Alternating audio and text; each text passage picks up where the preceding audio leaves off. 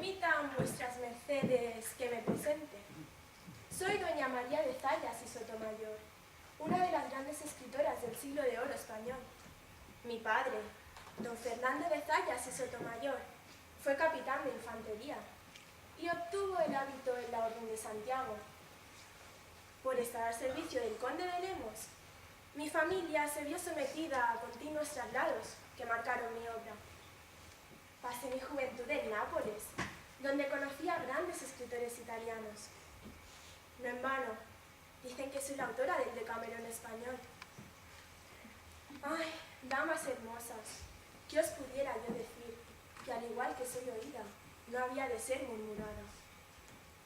Porque no voy mal encaminada si os digo que los hombres nos privan de las armas y las letras. Quizá, si nos dedicáramos más a la ciencia y menos a matizar nuestro rostro, cuidar nuestros cabellos, ya pudiéramos pasar en todos los hombres. Conseguí librarme de la Santa Inquisición en vida, pero prohibieron mis obras. Tildaban algunas de libertinas, crudas y obscenas. Hipócritas. Yo solo intentaba hacer ver a las mujeres los crueles engaños que vivían a manos de los hombres. Porque las almas no son hombres ni mujeres. ¿Qué razón hay para que ellos sean sabios y nosotras no podamos serlo?